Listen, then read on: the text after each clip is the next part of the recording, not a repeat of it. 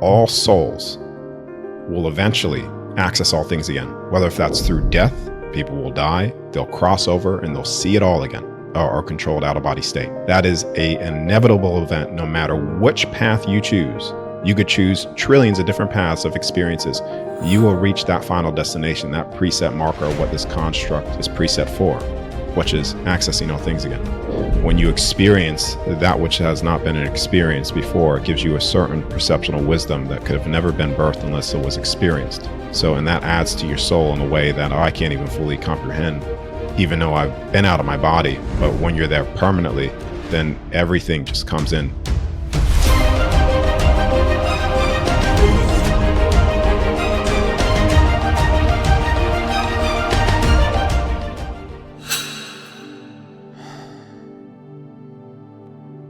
Darius J Wright, welcome on the show, brother. What are you most excited about right now in your life? Well, what I'm most excited about is that the information's getting shared out to the people in whatever way it's going to reach. Because this is, for me, in the beginning, being told about the great work, which is waking people up to the other side. This has become the most direct path for that. Because you could always be told about something, but there's a difference between being told about something and experiencing it for yourself. So when you experience something for yourself, you become a truly empowered soul. And to me, that is one of the greatest things that a soul could do, because they fully stand in their power and stand in their fullest expression without being told by anybody else. So it's almost, and there was like a transitional moment on planet Earth where we went from living this time of going to the organization, going to the priest, going to the religious leader for that connection with God. And now we're sort of going much more within. The name of this podcast is Just Happened precisely because of that, because all the paths right now that we're taking are leading us inward. And you know, your story is fascinating because since a very young age, and I feel like this is happening to a lot of younger children right now, is their channel is completely open to other constructs, dimensions, multidimensional planes. And what you mentioned about this great work of getting people to understand and see the other side, I wanted to just start off why you believe that right now is a time in humanity where we're beginning to be able to see the other side with new eyes or with a new consciousness. What is going on there?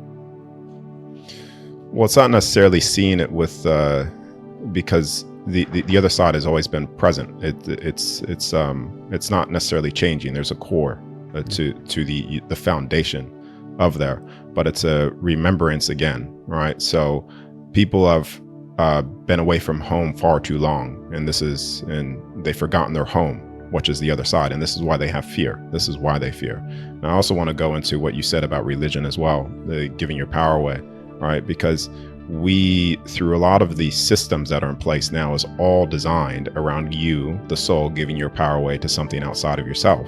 And this is in religion, this is in education, right? And it's very rare when someone or something is actually telling the soul, here you go, this is a opportunity, well, not an opportunity, but a thing that allows you to not give your power away to anything else, because doing that is one of the ways, other than fear, to disempower the soul, which is to constantly keep them worshiping something outside of themselves, because all is accessible within you, and all of the abilities, the dormant abilities and capabilities is within you, within each individual soul to do so.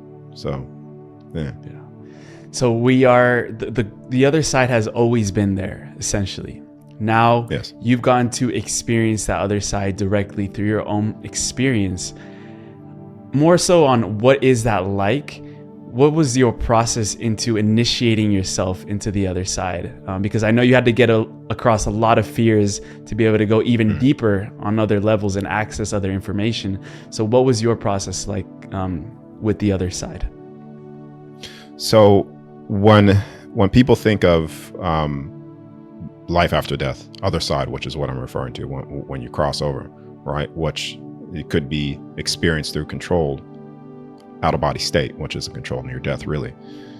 It's as physical as this physical realm that we're living within. So this physical realm is, you have a physical body, you have what you would say density, right? You could interact with things, you could touch. Same thing applies over there, as above, so below, as within, so without, right? So your soul is physical, right? So the first time experiencing that was a massive shock to me, because I thought it was going to be something different. Like I was just going to be this light orb spinning in space, right? But the soul has physicality, it has density, there is contact there, there's communication, right? So we're in this realm 1, which is called the earthly realm, right? And here is where all the distortions happens. Once you're there, out of your body, near death, it is all the pleasures of physicality with no limitations, right? And that's the eternal aspect of your soul and where you always came, where you came from, the eternal aspect of you. So, yeah. Does that answer? Yeah. Why do people have a fear of dying in the first place? Because if this is a controlled near-death experience, and we've had other near-death experiences on the show, if the out-of-body experience is very similar to the near-death experience, where a lot of these people say that the other side is way more real than real, when you talk about dying and going into this controlled process of dying, how do you get across that fear? You know, because that fear is so initial. That's an instinct for us to survive. So when you're going to these experiences, how do you surrender to that? Yeah. Okay. So this goes into what I said in the very beginning of this, is the reason why people fear is because, I'm not saying you, but to who's listening to this, you have been away far too long and have forgotten your home. This is why you fear, because when you're there again, right, you realize that there's nothing to fear, because who you are is the opposite of fear, right? Even though that's an emotion, but you are the opposite of that, because how could you be afraid of something when you realize that you are an eternal being and live on forever and nothing could harm you, the soul, unless you believe it to be so. So when you realize these things, then fear automatically dissipates. You realize that it's the greatest illusion on the soul. And in a lot of fear-based narrative things, because of the power of your will, of the soul and your manifestation, because we are creator beings, right? When you start projecting your thoughts, when you start projecting your energy in certain directions, fear-based or whatever, you create those temporary experiences, right? Same applies with near-death experience stories as well. You know, some people get, based on their fears they experience, etc., right? So when you are accessing these spaces and you are seeing certain things as well, right? You just need to understand that nothing can touch or harm you, the soul, unless you believe it to be so. Like I've stated already, you create these temporary illusions of entrapment. Yeah. So there's really nothing to fear at all when it comes to the soul aspect. Yeah. Yeah, and you've also talked about that we have this field around not only our physical body, but there's a whole field that we can access. And when you began from a very early age going into these experiences, you are sort of seeing realms in a different way, and you're seeing people's thoughts, you're seeing people's emotions, you're seeing how some people have such uncontrolled emotions that, you know, they become very perceptive, or they become very, I would say, in a way, they can get harmed if they're so opened. And you talked about this importance of creating a barrier around your field. Is that something that you had to do when you started going into these realms, just to put a protection field around you, or a barrier to block out anything that was maybe in a way had other lower frequency than just the high frequency? Yeah, gotcha. So it's not necessarily that I created a field around me. That's a way to do it. Like you can do that if that's the way you want to think about it. You create a shield or whatever. But instead, I just got into the place of what I've stated, which is nothing could touch or harm me, the soul, unless I believe it to be so. And that in itself you cannot penetrate that field, right? So it's basically like, you know, think about it this way. You can have different emotions, different frequencies being projected at the soul, but if you are in a baseline template, then nothing can interfere with that. So for a good example, right, let's just go the purest form of water that you could think about, right? So you could, and let's just call that love, unconditional love, right? So the purest form of water. Now you could have a lot of parasites, right, all around, and they could feast on decaying water, dead water, or like, moldy water. But you put that parasite inside the purity of water, it won't even stand a chance. So when you are in that frequency, right, then nothing can touch you. And in that love, unconditional love frequency, then literally you become, in a sense, that field.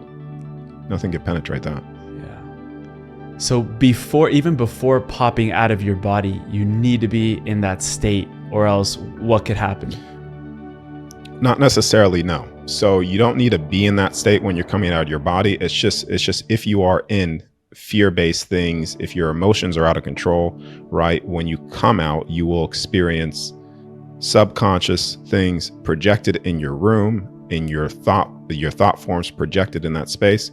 I want to go back to what you said before when you were talking about, you're accessing thought forms and it's chaotic, because when you come out, you access all of it. You see it. You see thought forms, you see other people's thought forms, etc. Potential time, right? Because thoughts and time are very similar. It's just the amount of focus someone puts on that potential thought form, which will create a time event, right?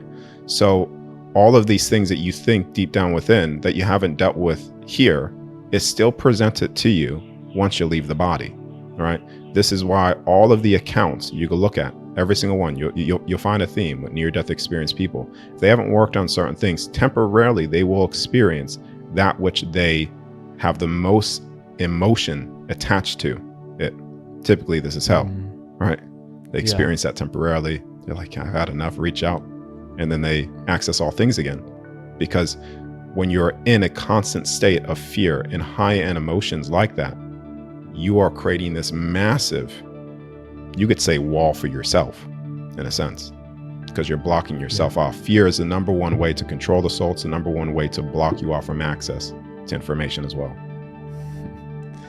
You mentioned that we've been very far away from home. And I wanted to ask you, let's run down for people, where is that initial home? If you want to run through what it really is, the nature of reality from your perspective, how you've experienced it. And I think the best type of information is direct experience.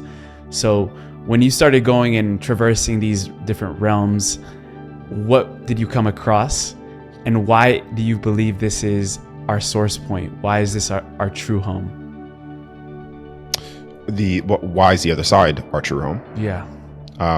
So basically, we are within a construct right now, right? So this construct, there's many of them on the other side. So when you are outside of the construct, that is what you would consider the foundation of all things. You could say the creation of all things, right? Could also be as the void as well, the black space, right? This is where you end up. For instance, if you go way back, what I was showing back, 16 years old by Celeste, right? Being called Celeste, she showed me the void, the black space, right? Which is the beginning. You could say the beginning, even though there never was a beginning, but let's just say beginning point of all things, right? And light is birthed from darkness, right? So basically, good thing to even illustrate this further. When people that are religious, God created the firmament, this earthly realm, said, let there be light. Light was always secondary. Same thing happens when you close your eyes, you're in blackness. And then when you start to enter or think of something, imagine something, you birth the light in creation. Yeah. So like I said, as above, so below, as within, so without. So it's similar to the other side. When you're there, the other side, completely out of all things, you are in total peace, right? In imbalance, in a sense. And then when you want to experience something, you create that through birthing the light in creation, through your imagination and your will to do so. But this construct in particular, the one that we're in, isn't necessarily the foundation of the other side. It's just a construct for an experience that contains 12 realms, right? So we're in a construct that has 12 realms. This is where you get the many different points, like heaven. You get the angelic realm, the galactics, right? Ancients realm. You get Egypt and Atlantis templates playing out here. All exists here within this construct. When people say that this is the center of the universe, right? This construct is the center. This realm that we're in, realm 1, because there's 12, this is the center of this construct creation. So it is the center of the universe within this particular construct, but there's many. And there's something special about that number 12. You said even potentially 13. So I don't know if you want to run down in detail the 12 realms, and we can go from there. And also why potentially there might be this 13th realm, which I heard you mention in this construct. Yeah, so the 13 is more like the container. It's like the containing everything. When I was shown in the halls of Amenti this is where I was really getting the detail, the mapping out system of the entire construct that we live within. They have certain I called them cores, but they called them Stargates when I first was introduced to what this was, right? And so there are, like I said before, I said this like 3 times, I think, as above, so below, as within, so without, etc. The physical body's perfectly mirrored to the design of the body's perfectly mirrored to how this construct was created. So you look at, even though these are distortions, right? So the physical body has 12 strand DNA, it's supposed to have 13, right? Some people say 12 chakras, 13, 12 realms, planets. 13. Well, not really planets, but yeah, I mean, you could say that there are different points and nodes and stuff like that. Dimensional space access points. Stars and what people call planets are literally just fixed dimensional space access points within this construct. Yeah. So basically, our bodies are mirrored off that. And with that, there's preset, you could say, limitations on the physical body, right, of what it can access and what it could do within the construct creation, because it's basically created off of it, right? But the soul has no limitations, because the soul cannot be measured. You cannot measure something that is basically not limited, right? Yeah. So we're in this construct with the realm being Earth, and that is the first realm. You said at the center, we're here in this realm. When you start going up until 12, where do you encounter in 2 and 3? And when you go out of your body, that's something I was curious about. When you talked about the heavenly realm, which you said is the 5th, do you say, I want to go to this realm? And then all of a sudden you're there? Like, how are you taken and navigate when you're outside of your body to these different realms? You have a spirit guide with you? Yeah, so when I was the places that I've been have access, I was first taken there, right? And then after that, I was able to command to go to these locations, because it's just like the imprint is there for me. So when leaving the body, I could either say I command to go blank, or I would open up my bedroom door and immediately I would be pulled into that space. You could call it, you could say, dimensional space travel, which is kind of interesting, because you think dimensional space travel, typically people think is that you're traveling towards it, when really it's coming towards you. Literally, reality is bending and coming towards you, underneath you. So because this goes into all is within, right? Yeah. So you never actually, when you're going into dimensional spaces or traveling in the out of body state, you're not actually going. It's all coming towards you. Yeah. So you place the intention. That's a bending.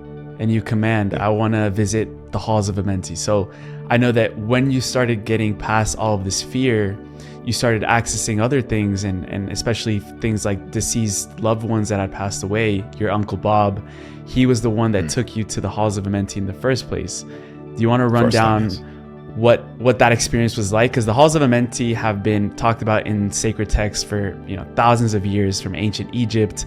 We've been told they're located in one of the pyramids. So what was that experience like to actually go there with your uncle that had passed away?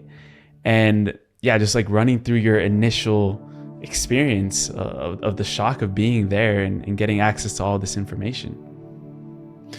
So the first time that I was taken to the halls of Amenti was basically, there was a few weeks leading up to that prior where I was still battling with a lot of unconscious fear-based things that were still in my field. And I got to a point where I was just like done with it, very similar to a lot of near-death experience people. When they say I'm done, and then everything opens up again. Similar, that's what took place. And when I came out of my body, I was in sleep paralysis, right? And then through the method that I do, I just come out of my body, sit up, look at my body sleeping on the bed, looking at my soul, my soul hands, just as physical. I end up walking to the mirror in the bathroom because I was trying to test things with the mirror to see certain things.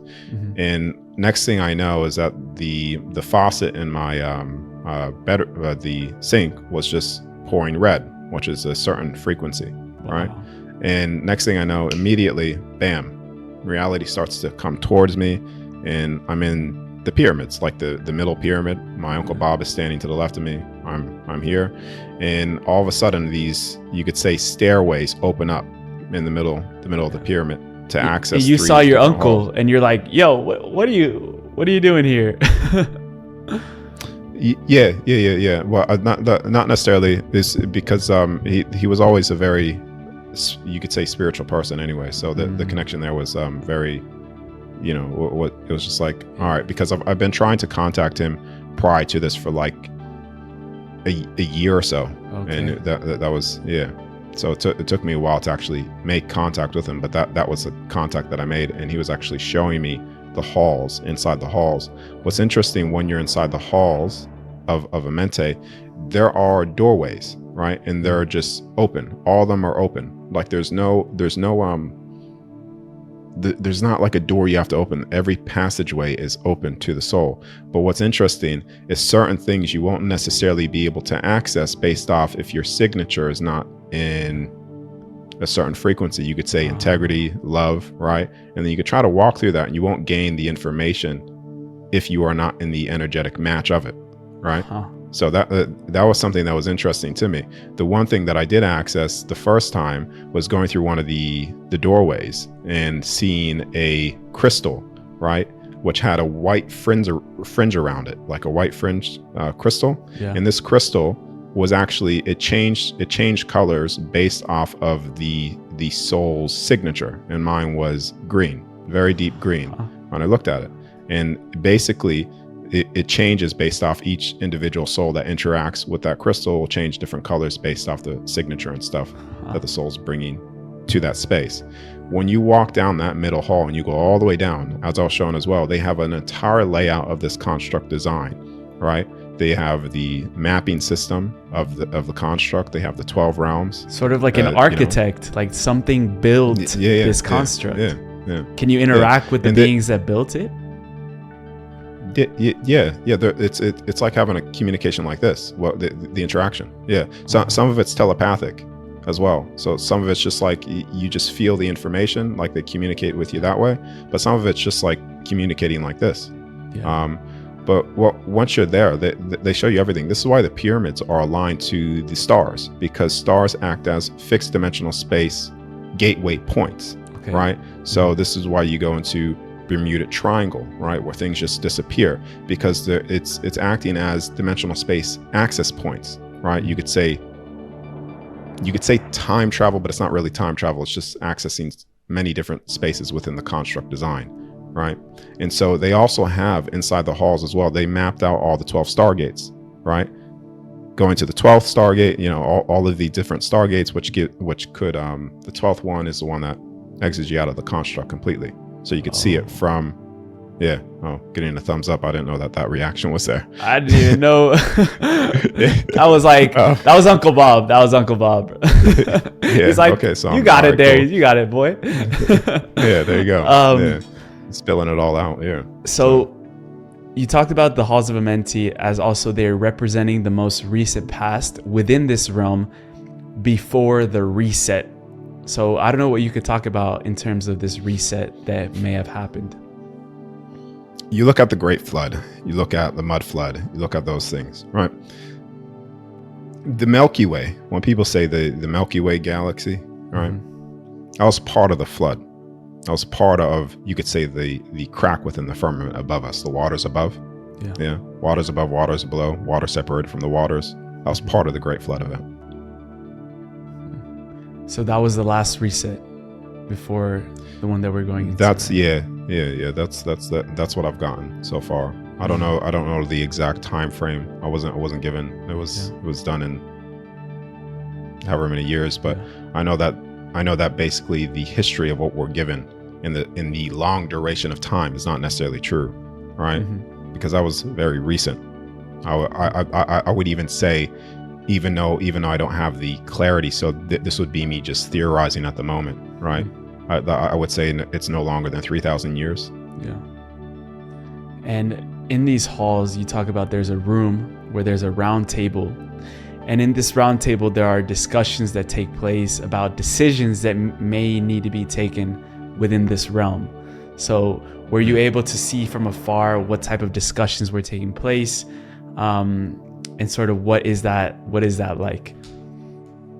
Yeah, so that was I didn't even think I brought that one up in other interviews, but that's but yeah, do our research that was no, that's good. That experience was before, you could say, the lockdown of the entire world, right? And what I was told in that aspect when I was there is it's a big round table, similar to the how they show you the entire mapping system of the construct, and there's about 100 people, I would say, around that table. Different right? beings, or do they all look the same?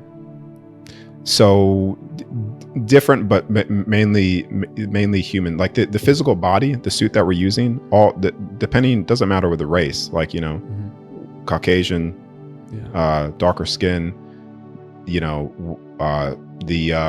Prometheus beings as well. You have angelic looking beings, like they all have same layout, because the physical body is you could say the perfected version of the soul's expression within an experience. It's all sacred geometry.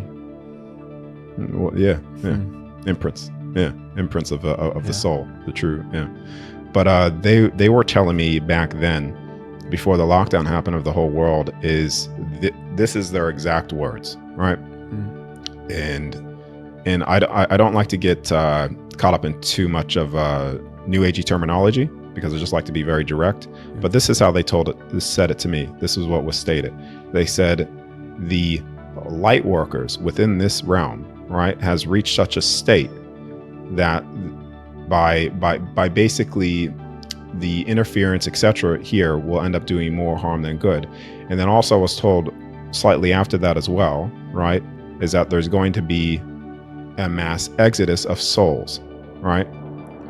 And then prior to that, the lockdown, right, the whole world locking down, depending on where people are at consciously with that, or what that was about, right? Which which I won't necessarily state. People that know have the eyes to see it. That don't, they won't see it. But that was basically a mass exodus of a lot of souls at that particular time event. All right, and that's what I was told back then when that was happening as well. Before that happened. Yeah, it's super interesting that you mentioned about the light workers, and how if there's way too many, or if the number becomes significantly increasing, then we could do more harm than good. Do you have any insight as to in what ways that would be? Are we talking environmental, more energetic, because of the balance with the dark? I'm not sure what you meant by that. All right. So this is how it was referred to me. It had to do with when souls reach a certain level of consciousness. All right. So we're just going to use higher and above hierarchy sense, right? Mm-hmm. So if you have let's just say you're an input, like for electricity, a socket, right? Yeah. And let's say that socket could only handle a certain energetic current, right? And this is where our soul is here. It's plugged in, right? And so therefore everything's working fine. The soul's not being affected. The input is not being affected either. But when the consciousness increases, right? When you try to keep that soul in that socket, right, what's going to happen, there's going to be an arcing effect, a distortion, right? Which then will cause more harm than good. I see. If I can try to put it in my own words, is that as the level of consciousness... You could probably do better, maybe. No. I just want to see if I understood, because as the level of consciousness ascends, then we are seeing more of the illusion of the construct. And by seeing the illusion, the construct has less of a grip on the being that is incarnated. Would it be fair to say that? That's another way to put it. I think a better way to put it would probably be this. You know how crabs shed their shells? Yeah. I actually Similar did to not that. know that. or maybe it's crabs. It's something that I believe it's crabs or any. They basically, when they get too big or whatever, they basically, the shell or whatever, they detach from it. It's like we're shedding our skin every 7 or so years. You talked about the 12th Stargate, where we completely exit the construct. Have you gotten to that point of completely seeing beyond of the construct? That looks like? I'll share my screen and show you. Yeah.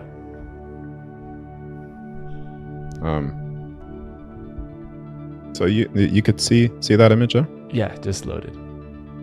Yeah. So when you're out of the construct completely, it's very, very similar to this. So you see how the people are just standing around. You could say these balls right here are constructs, right? So this is a construct. The one that we're in is the center stage, right? So it's you could say the most viewed thing on the other side at the present moment, right? And as I was, let me just, there we go. Actually, just do this. Huh. Yep. So yeah, once you're out, it's very similar to this. I just put it in full screen, so it's probably easier to see. Yeah.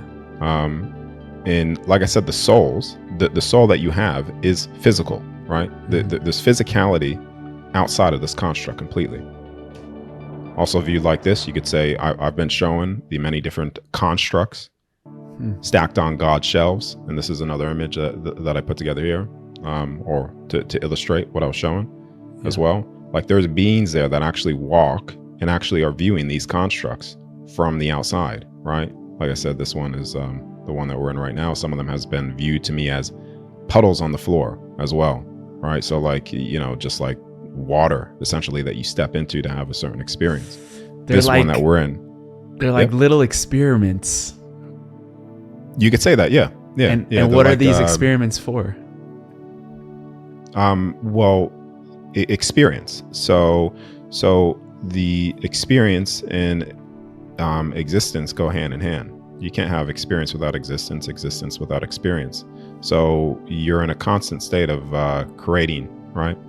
You're a creator being. I mean, this is one of the most common basic understandings. We're a creator being on the physical sense and also on the soul sense as well. Yeah. But this one that we're in, this is particular to the 12 realms, supposed to be 13, originally 13.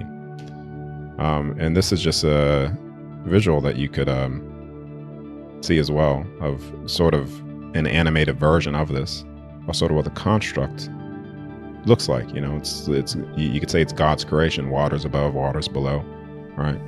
As this, yeah.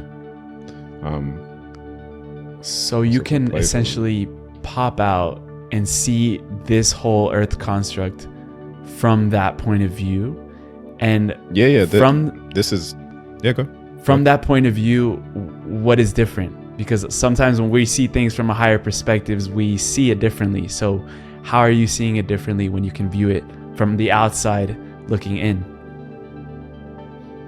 So what do you necessarily mean from that? Because this is it's not necessarily going to be viewed differently by each soul. So this is Yeah. It's sort of like, is that what you're saying? Sort of like the analogy of the astronauts when they went to the moon and they looked back at Earth, and it had this psychological effect in them of seeing Earth from that perspective. Did you have something similar going on where you started seeing things completely different from seeing the construct from the outside looking in? Yeah. So it gave me the whole whole understanding of where we are, what we are, and it just gave me a much better understanding of everything, really. I mean, you've seen this image. I've shared this many times in many interviews, so it feels like I'm repeating myself just by going over this. But construct, the realms, dimensional spaces. Think of the realms as a house, dimensional spaces as the rooms within the house. So this is where you access thought forms, things like that as well within the certain. And all of this, like the whole construct model, it's like all of it's basically written about in other texts, things like that, how everything is contained within this construct as well. It's all there. It's always been here. This is even where you get as well when you like the halls of Amenti, like sort of the images here that I put together. Like, these are the images of beings and what beings look like. This is the best one that I could like illustrate to show you the halls of Amenti, Egypt and Atlantis of sort of what I was seeing, and when you interact with these beings once you're out of your body as well. When you are something that I would access as well when it comes to this image also is when I talk about like you, I don't think I brought this up yet, but when you come into this realm, you come into this realm through water, right? So I'll actually just stop sharing my screen real quick, because I think I've shared everything that I wanted to related to that. Yeah, okay, I'll stop sharing my screen. Stop there real quick.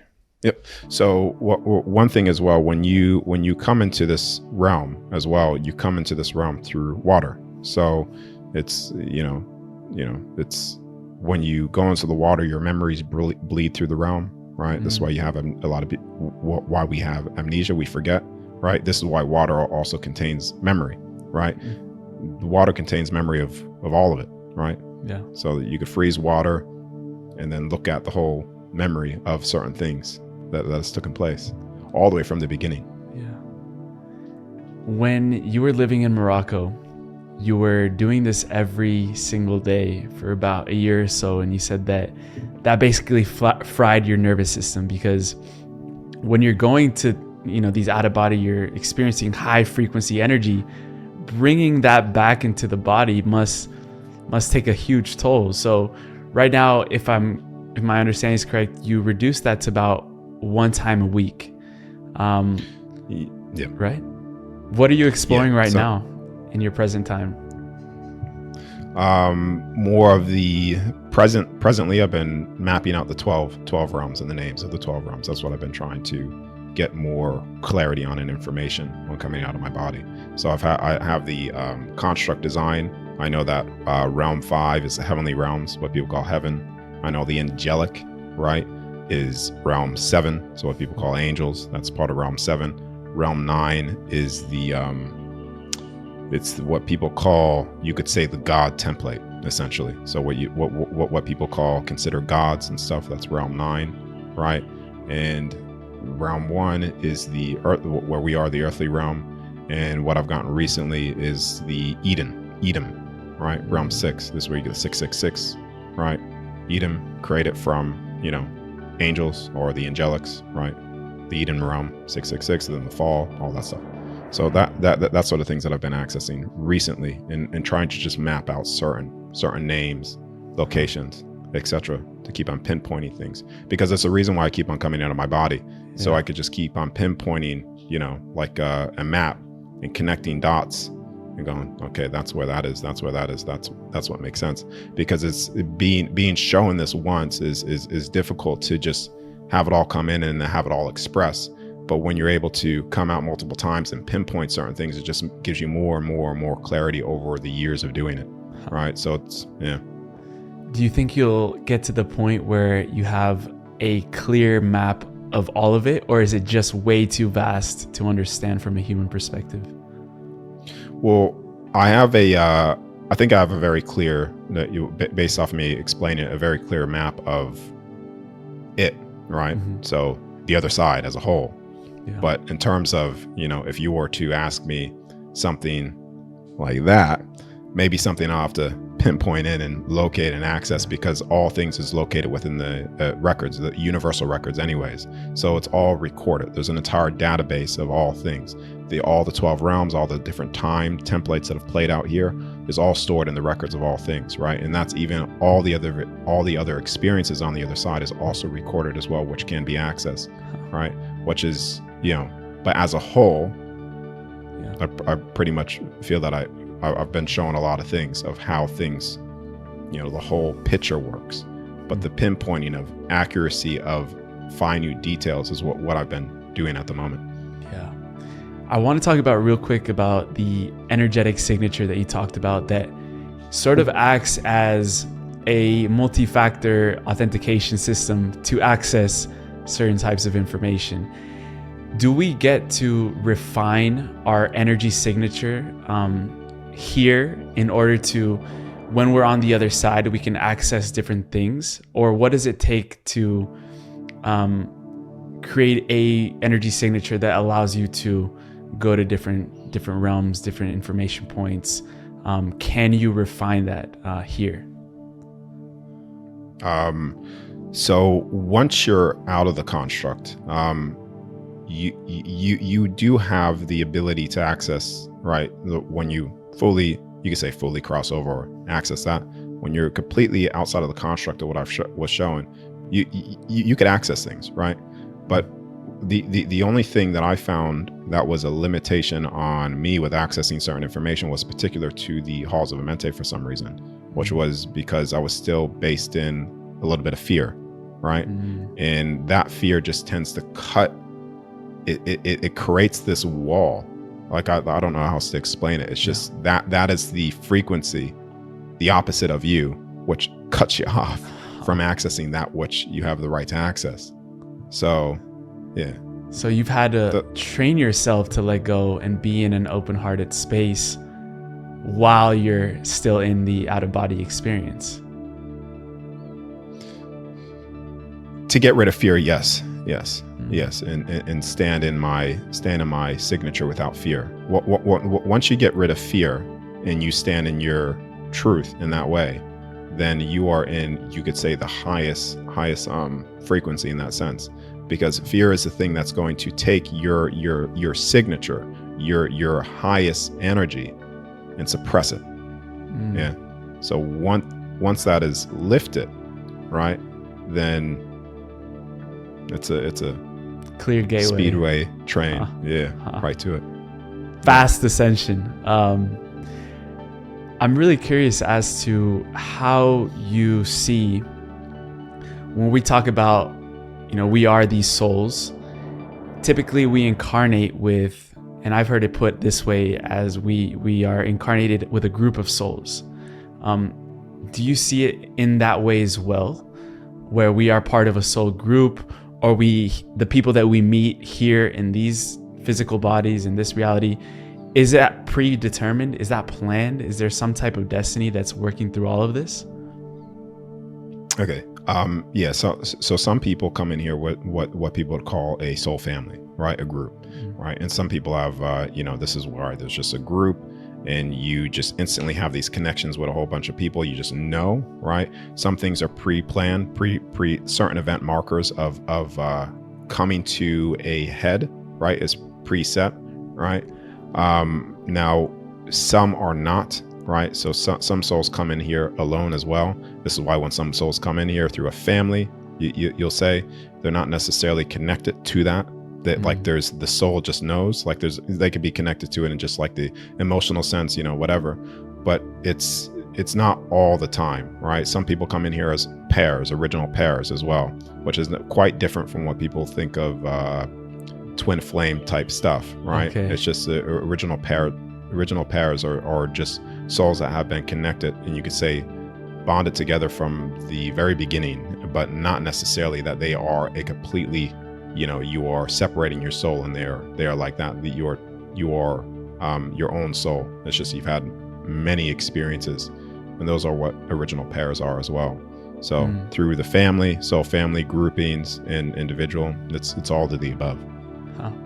And do we have helpers on the other side that can influence or help us here in this reality while we're in these bodies? Yeah, they're trying to help you all the time. Just people ignore it. So like myself, ignoring things and being in fear all the time, which is cutting off that access, cutting off that communication. A lot of people have natural intuition. You don't necessarily need to come out of your body to just access what people call helpers or soul guides, etc., are trying to assist you with. You just need to be attuned and just listen to the voice that everybody has. There's a voice when you're quiet, right? That voice, you can start thinking, speaking, right? People shut that down and ignore it, but that's always guiding you. That's your guiding force, right? And that's also the guiding intuition force of where they try to communicate telepathically with you to help you on certain things, but people just ignore it typically.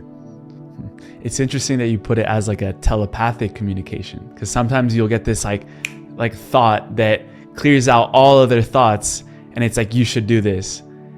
Maybe, we can put that in perspective. That's our helpers. That's our guides on the other side, trying to help us make the right decisions and avoid any harm in our way. Yeah. I mean, but sometimes certain things need to be experienced. Like, some people need to be yanked sometimes, and just give or take. Yeah. Because we're living in the extremes. Yeah. When you mentioned that Earth, it's funny. Yep. When you mentioned that Earth is the most viewed thing right now, as a construct, why is that so? What is so interesting about Earth right now? It's the unexperienced. So this realm was originally created to experience that which we are not on the other side. So it was the unexperienced. And so the unexperienced, because of that, is you could say the most viewed thing on the other side at the moment. This is why it's the center of all things. This is why when people say the earthly realm is the center of creation, that's true, because it's the center, like I've stated before, center of the construct creation, but also the center stage at this very moment. Because when you experience that which has not been an experience before, it gives you a certain perceptual wisdom that could have never been birthed unless it was experienced, right? Mm-hmm. So, and that adds to your soul in a way that I can't even fully comprehend, even though I've been out of my body. But when you're there permanently, then everything just comes in.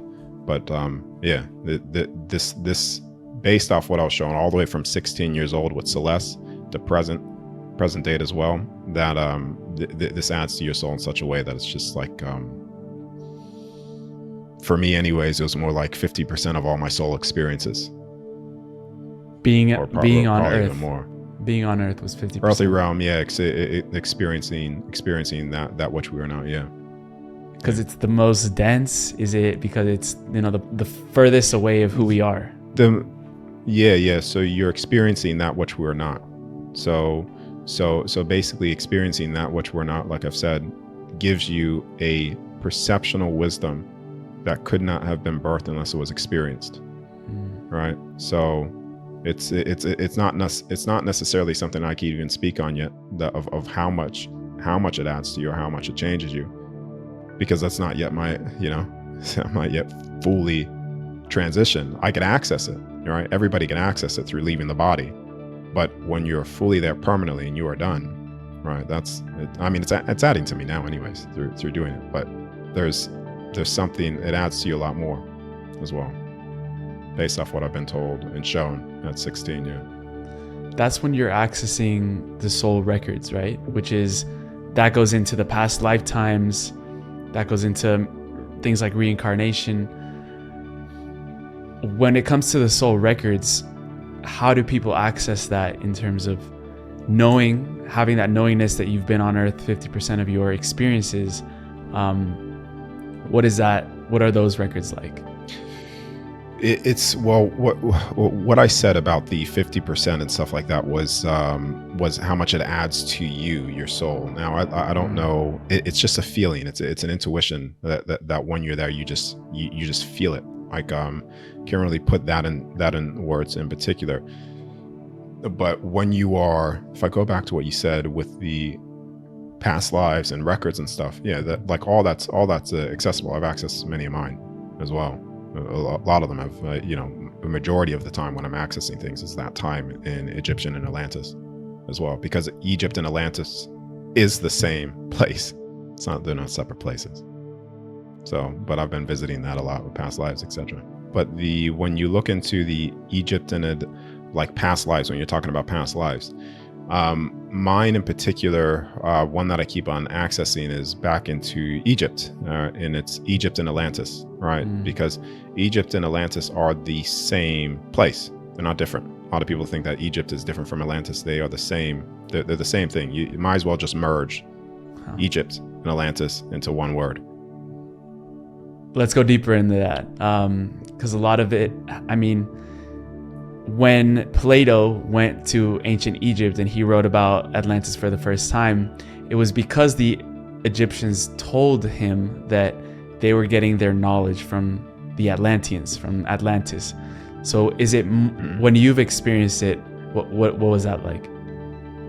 Well, the whole I put an entire presentation on this, which I won't necessarily go into here, but when you look at the pyramids, right, desert, it was filled with water, right? That was the same time frame based off what I've accessed, right? In the halls of Amenti. So you look at Atlantis, filled with water, lush environment. Egypt was the same thing. Yeah. Same thing. The same exact thing. So I don't necessarily know the Plato stories, or I think you said Plato. I don't know any of that. And I don't necessarily read anything. I actually don't read anything or look up anything like that. So it's just experience saying how it is. But that's what I've accessed anyways. Yeah. You talked about once about a underwater pyramid with a green portal. Is that important to you in any way? I was just showing that once, and that was part of a being was showing me one of the portals that were still activated in the it's underwater ocean. It was in the ocean. It was a green portal. I was actually showing that was part of the exit, right? Yeah. Where, I don't know, because I didn't take it, and the next thing I know, I woke up in my body, and but I've never been taken there again prior. Interesting. Or since. Yeah. Who knows about all these portals that are on Earth, that are taking us between dimensions? Like who has the knowledge, and are there people that are using these portals actively right now? Yeah, they're being used all the time by the beings just outside of our frequency, right? So you could say different realms that like when you're out of your body, you're in your soul. It's just a different. You're slightly changing the frequency, and all these beings are using these things. Like all exist here right now. It's just in another state that can't necessarily be accessed with the physical body or seen because of the distortions and limiters on the physical body, but can be seen and accessed once outside of the body, inside your soul. And all of these beings are accessing these things. So is it based off what I've been? Yeah. Are they using it more because of travel purposes only, like to get from one place to the other, or is there a different purpose? Yeah. It's just traveling the whole construct. It's communication with other beings, other races. It's just it's like look at it as basically, so Australia. I'm in Australia, so it's like, okay, I've learned the culture and the dynamic of Australia, right? So I'm just going to take a dimensional space access point to learn more of Bali or Thailand, right? Yeah. So it's more of that if you look at it like that. So when you're accessing these spaces, all these beings are accessing. It's like that. They're just traveling to different locations within the entirety of the construct for information, pleasure, right? Because in the heavenly realms, in the cathedrals, right, is the place that I've accessed was very pleasurable, right? In what way? All of it's for there's when people think that things that we experience here, the pleasures, are not there, got it totally wrong, right? There are all the pleasures of the physical body is there, so you could delight in your senses on the other side, once out of the body as well, right? So in short, no, I'll leave it at that. Yeah. So money is a topic that is huge, and we need it to function in this reality. And you've talked about money before, and how souls on the other side, they exchange energy differently than how we do here. If you want to sort of highlight what that was like when you were shown. Okay, so the exchange of soul is based off signature on the other side, and also the experience in it's based off signature. Now, if we were to model the financial system of like let's just say a millionaire or billionaire, whatever it is, like money does not exist there, right, at all. So what does exist though is what is looked up to is the experience and wisdom that the soul has. That is what you would say is the ultimate form of currency.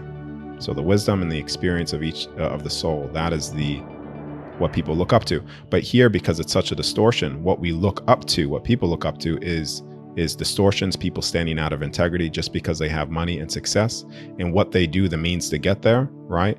If it's outside of integrity, doesn't matter. That's what still gets looked up to, and people just follow that. They follow those distortions within this realm because it's a distortion here. Flip that in reverse. That's what's looked up to in terms of integrity, unconditional love as well. Getting another thumbs up. Yeah. Unconditional love as well. That is what is the highest form of you could say currency on the other side. Wow, that's profound, because imagine if we were to function like that in this realm, how different things would be. People here have already, this is why I said people have forgotten how important each individual soul is. And they have become so materialistic by believing that the universe dictates consciousness instead the consciousness dictates the universe. And therefore, believing that the universe dictates consciousness, they believe in materialistic things. There may be an end to them. And so they're so hyper-focused on possessing things here. Possession, which is based off of fear. Possession, attachment, all based off of fear-based things. And so people here place more value in a piece of paper than they do the actual soul, because you'll never see a homeless $50 bill, but you'll always see a homeless person. Wow, mic drop. When you're on the other side, brother, do the souls have any possessions at all? Well, you like experiences, yeah. So like, what do you mean in terms of possessions exactly? Yeah, we're talking in this realm. We talk about like as a possession, we have the car, the house. Oh yeah, okay. Yeah. You know, like. Is that sort of translated as well in a different way on the other side, or there's no possessions? Yeah. I mean, you create things, so you have experiences, but you're not necessarily. It's not necessarily based in fear of loss, because there's no loss on the other side. See what I mean? So here you could lose something. You have the illusion of loss. All right. So I could have the illusion of having and then loss. There, you're always in a state of have. Right. You talked about that we create them, and you also... Hold on. Am I still lagging out a little bit? You're good now. You're good. Okay. Okay. Just checking. Am I lagging? Am I good? No. I'm just checking. That's all. All good. Because I've lagged out like 2 times or something. But yeah. Well, actually, let's get into that, because I've interviewed a couple people that are energy workers, or they've had near-death experiences. And they mentioned how when they came back, a lot of them did have the choice to come back. Some weird stuff started happening with technology, with the frequencies. Is that sort of what's been happening or going on in this conversation with the lagging out, or is sort of you're working with new frequencies coming back from the other side? Yeah. So I mean that's happened to me quite a bit, and I could say it's even happening right now in this interview. Because the soul, in a sense, does you could say it absorbs things. So the more higher the frequency of the soul, it's also absorbing. Like a magnet. Pretty much. Huh. So have you seen that you're attracting more after going through all of these experiences on the other side, training your nervous systems in many ways? Like, do you feel more magnetic in this reality? Different, very, very different. And so some of my natural gifts and natural intuition has been heightened. Absolutely. So like just natural instincts, natural things that I used to ignore. That's just like, because I know the feeling now out of the body. I could see it materialize like that once I'm out of my body, thinking bam, bam, bam, bam, bam. I know the time delay here and stuff like that. So I know by trusting that it's that certain things have been heightened. Yeah. Let's go into that time delay, because you mentioned that time is married to thoughts. So yes. How is that different in this realm than when you're on the other side? So on the other side, how time works, how it was viewed to me, is how they view it as all is happening, right? And I've shared this one before with the deck of cards, but I'll share it here as well. How they view time is, it was showed to me like this: being spread out a deck of cards on a table. She said, we experience time from each event, going from this card to this card to this card. How they view it is, she put all the cards together, she looked down, and all things are happening all at once. Now, how we experience it here, right, is just common sense, right? Is we experience the event. Event. Now, why thoughts and time are married is because what you think and what you focus on, you literally start to create that potentiality of time event to walk that path, right? So this is why it's changing yourself. Like if you're focusing on something over here, like eventually you will experience some aspect of it. This is why they use that creational power of what we naturally have within us, but people don't realize that they are taking advantage of that creational power, because people don't see the immediate gratifications of the fruit of their labor, because they have to plant the seeds first. You reap what you sow here, because it's a time event, right? So they use a lot of fear-based narrative programs, fear-based narrative things here to get the souls to focus on these things, and therefore creating potential time events for their narratives. Have you been shown on the other side, when you talk about they, who these beings or groups are, from that perspective? It's very vast. I mean, you could go. I'll be careful what I say here, because I know this is on YouTube. Yeah. But it's very it's very vast, and in a sense, it's it's hidden, right? The greatest controlling structure is the one that is hidden. Right. So but I won't go into names here, because I don't necessarily want to get this. Are you good? Will there be? Do you see that? Will there be a time event where humanity is completely free of all control structures, and that's what I was showing. World would be like? Oh, yeah. That's what I was showing at 16. Way from 16 years old is what people call the celebration, the event, the completion. What I've talked about before is where everything reopens up again for each soul to see. Everybody truly sees it all. You could say standing again for the second time, fully and completely. I think I lost you again, or you probably lost me. There we go. Lost you. All right. Do you want to start from the celebration part? Yeah. I'll start over from the celebration. We're tuning the frequencies out here. Yeah. All right. So I was showing at 16, right, what people consider the celebration, also the event, right, completion.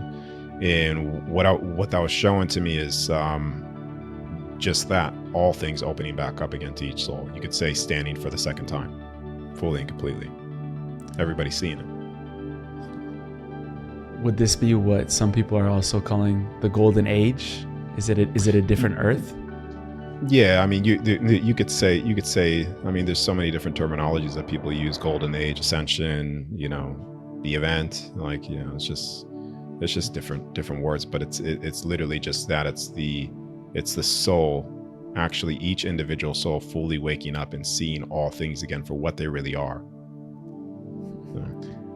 Would we then still need to have this experience of the extremes of forgetting who we are, or is that no longer necessary? Well, when you wake up to all things again, then no, it's that just, then you're experiencing the eternal aspect of what you really are, which is not what we are experiencing here, which is the opposite of that. So waking up completely, and all souls waking up, the event is literally shifting out of the, you could say, the extremes of this game that's at play, the duality, etc. Yeah. So and going back to our true state. Wow. So humanity as a collective could enter a new realm. A new state of well, not necessarily a new realm. It's what is the best way to get this across? It's just remembering all things again, completely reconnecting to the other side. You could say the other side and here meet together. Like, when you see that,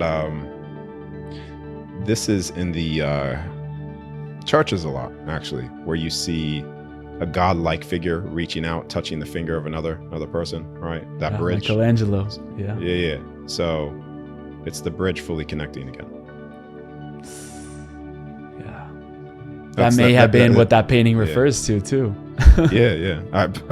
It's the first time that I'm making that connection to the painting. So it's, it's just something that came up to try to explain it better to people that are listening to this. So and that's what I was showing way back at 16. This might put people the wrong way, but you've mentioned that there are predetermined event markers in this realm.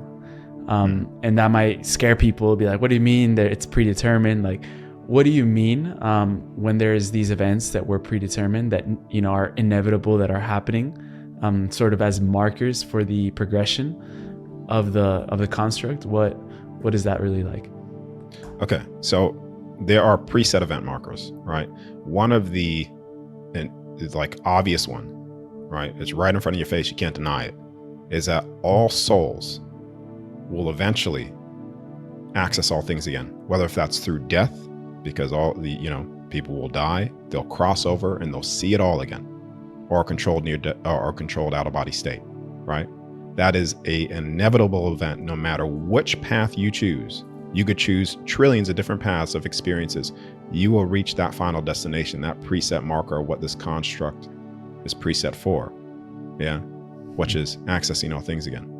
Now there are certain other, you could say, give me a second. You could say that there are other preset event markers to take place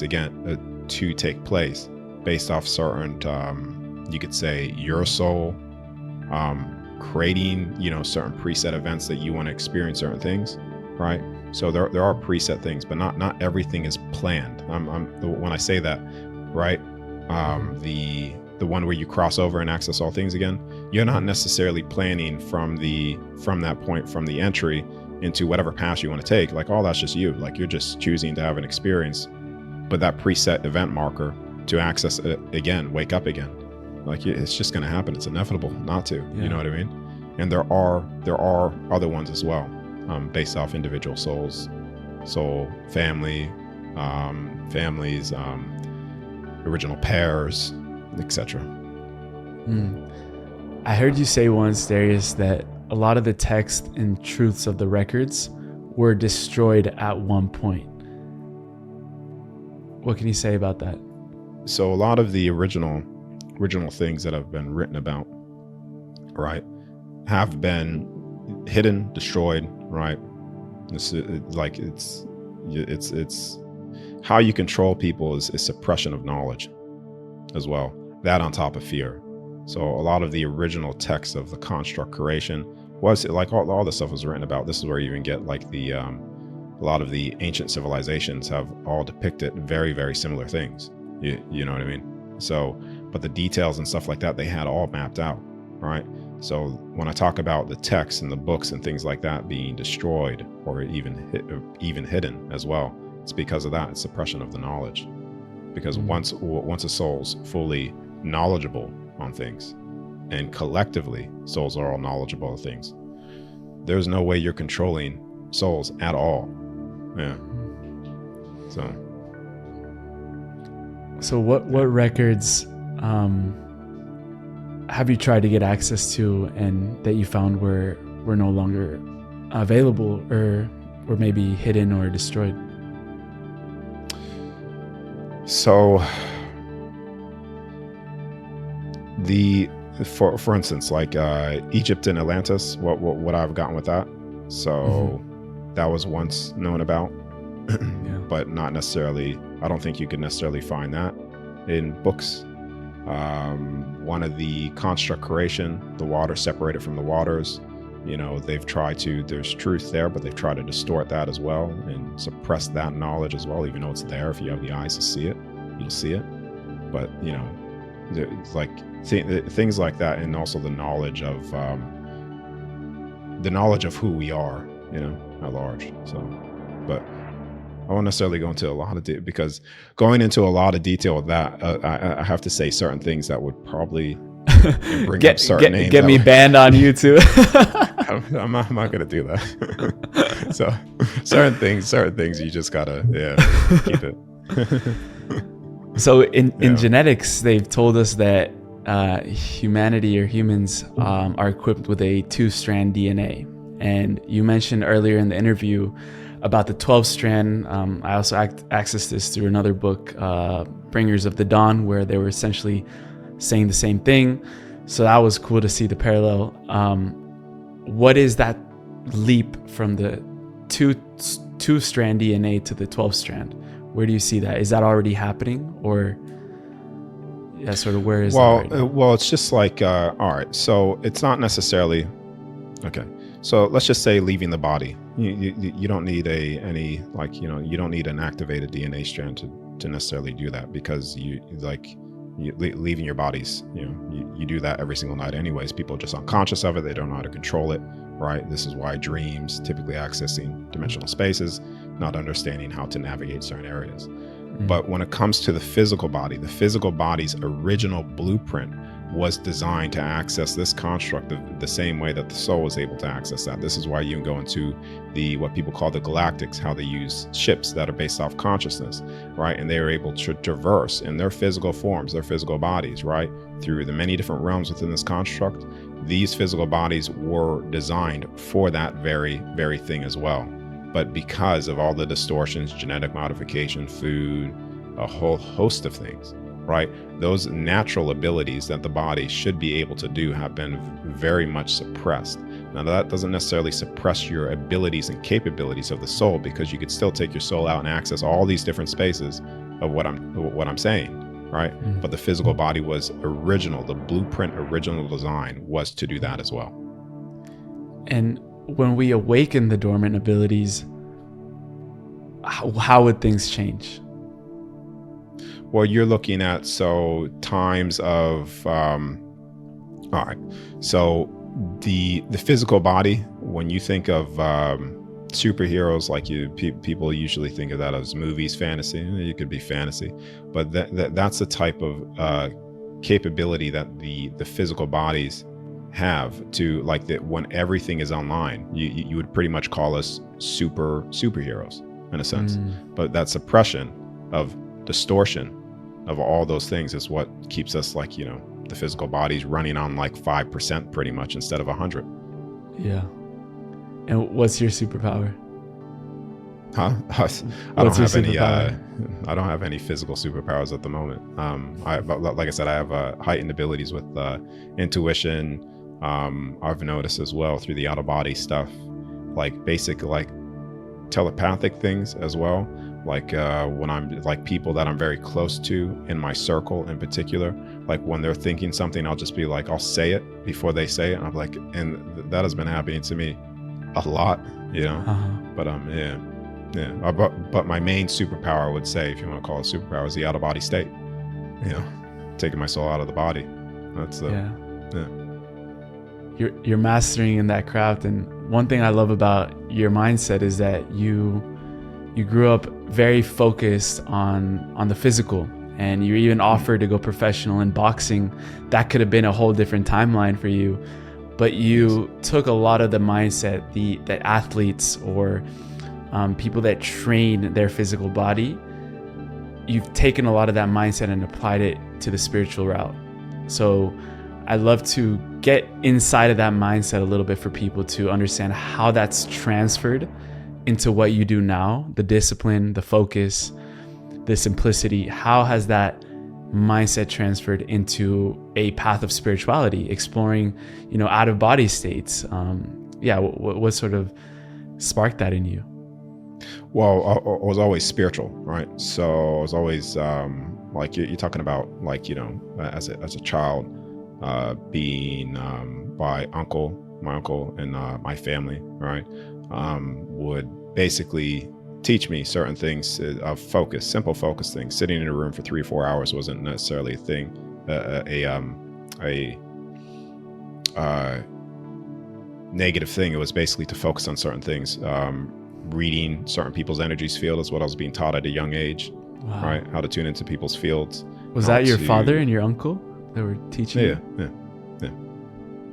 Yeah. So spirituality has been a very, you could say it's always been there in my upbringing, right?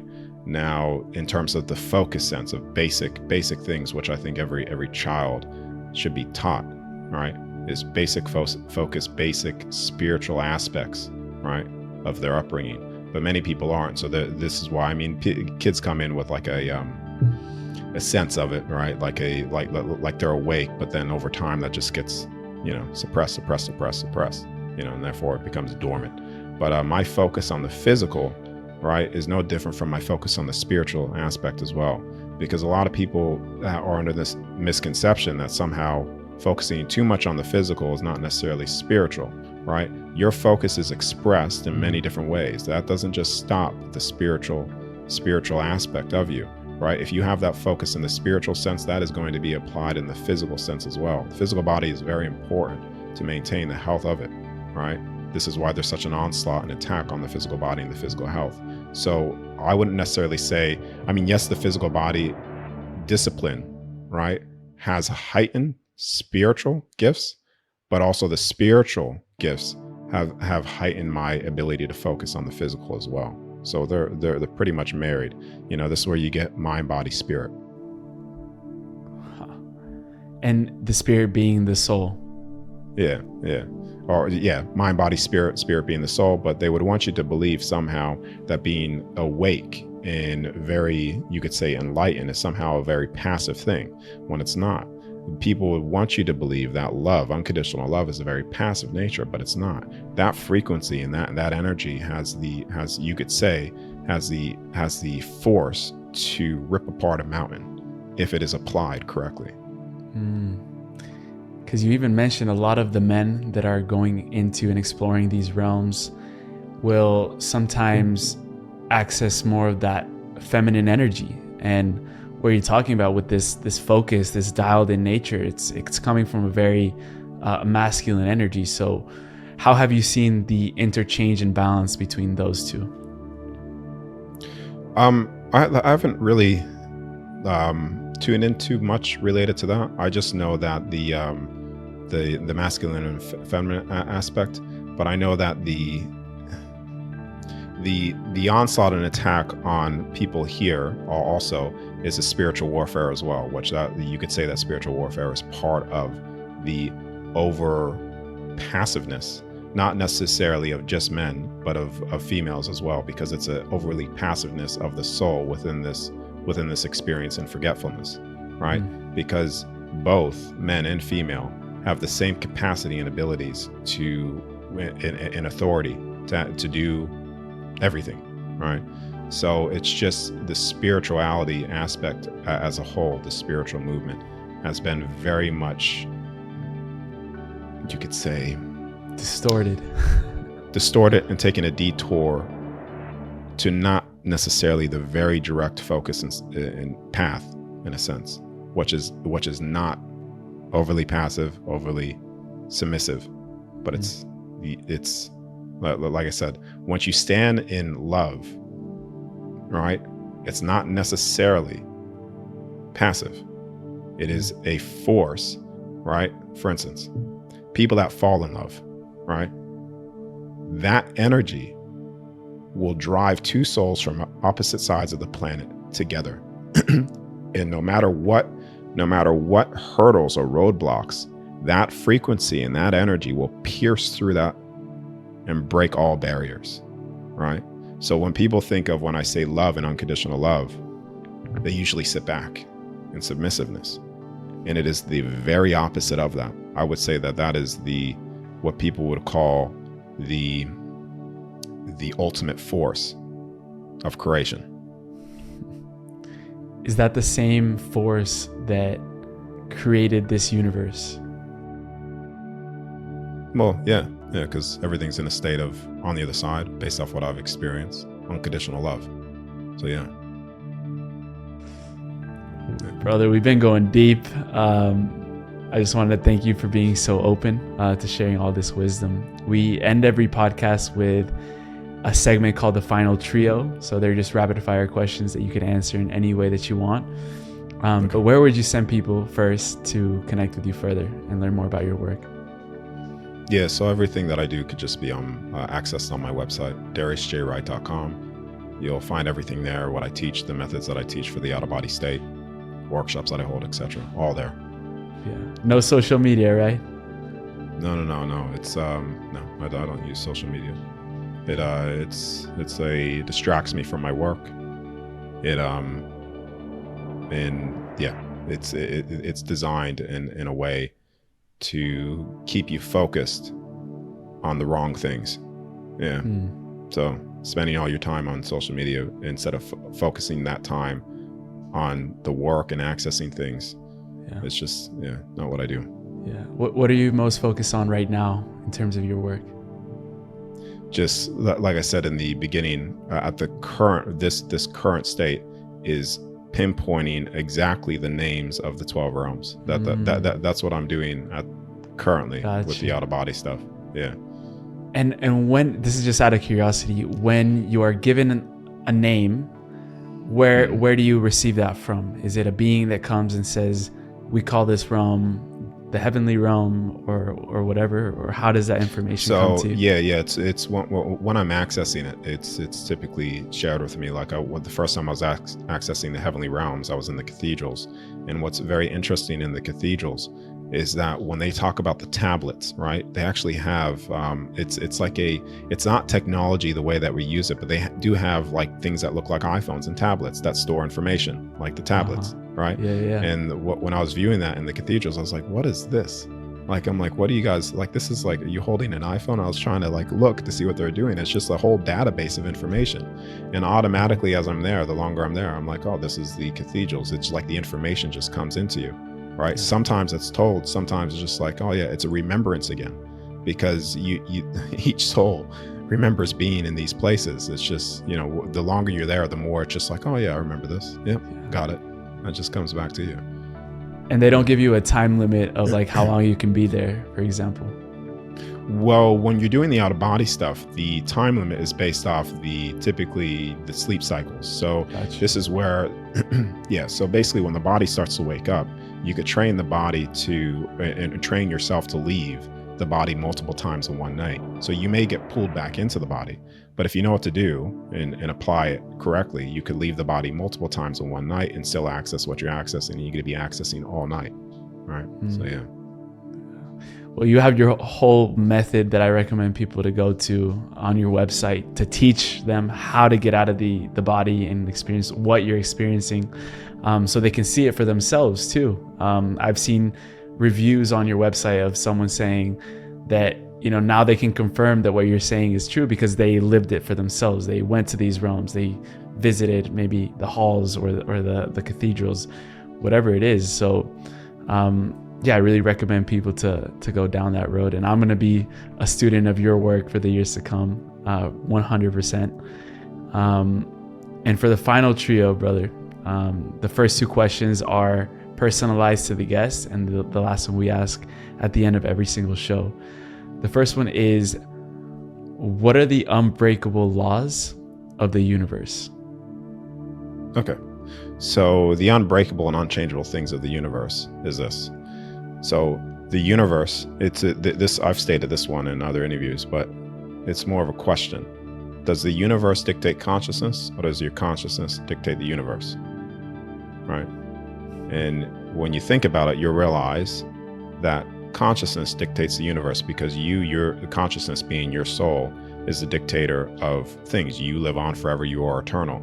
So that is an unbreakable truth of the universe. And with that as well is that you cannot have unconditional love with a judgment, right? That is unchangeable and unbreakable regardless of how you feel, perceptions, or beliefs, right? You cannot have unconditional love with a judgment.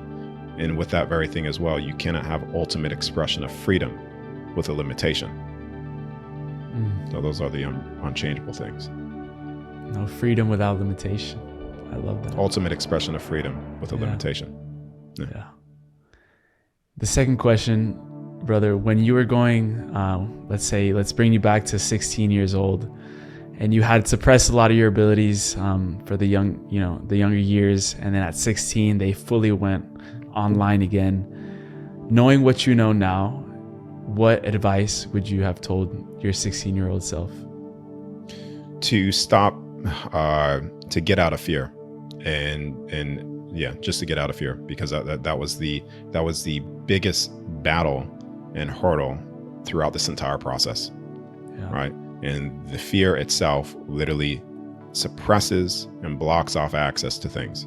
So that would be the main advice that I would tell myself. Step out of fear, and the true nature of what love is, that frequency. Huh. Was there a certain type of fear that you worked with a lot when you were going through that at 16? Well, the first one, which is kind of comical, is death, because I'm coming out, I'm fearing death, but then I'm coming out of my body and my consciousness is fully there and I'm not dying. It's just like I don't know why that was there for as long as it was, because it's like it doesn't make sense. But it's like, oh, I'm out of my body, death doesn't exist, but it's still deep down in the consciousness. You could say that was still there a little bit. So like silly stuff like that. And then also first time interacting with certain entities and beings, being afraid for some reason, thinking that they could harm me and trap me and all the things. And I've created a lot of thought forms, right? Thought dimensional spaces of things, coming after me. No different from when you're in quicksand in a dream, something's chasing you, thought forms, dimensional space stuff, right? So things like that, like I was, because all is projected in your field. And so experiencing very unnecessary things until I came to the realization that nothing could touch, harm, or entrap you, the soul, unless you believed it would be so. And then that is, like I said, once you understand that, you're untouchable.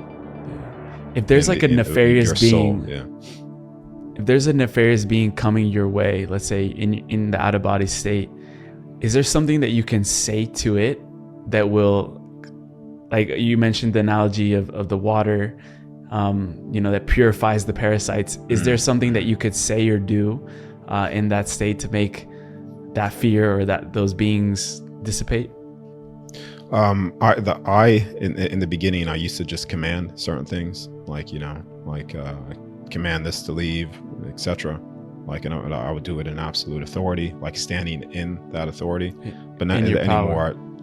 But anymore, it's like, I just got to the point where I even stopped, because that wasn't even in, because I realized that even speaking is unnecessary in a lot of sense, because I was just standing in the, you could say, fearlessness, and then just walking straight through, like it's nothing.